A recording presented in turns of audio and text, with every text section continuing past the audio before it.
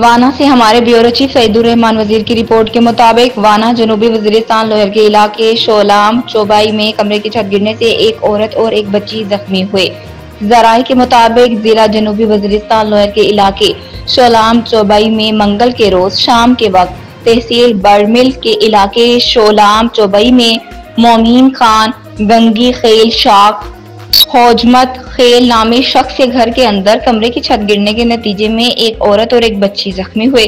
जिनको इलाज और मुआवजे के लिए डिस्ट्रिक्ट हेडक्वार्टर अस्पताल वाना मुंतकिल किया गया है। इलाके के अवाम ने अपने मदद आप के तहत इमदादी कार्रवाइयां जारी रखते हुए जख्मियों को मलबे से निकालकर अस्पताल मुंतकिल कर दिया। इलाके के लोगों ने मुतासरा खानदान के लिए PDMA, जिले इंतजामिया और दीगर आला हुक्काम से मुतालिबा किया है मुतासरा खानदान को भरपूर माली इमदाद फराहम करे ताकि घर के कमरे की छत दोबारा मुरम्मत कर सके।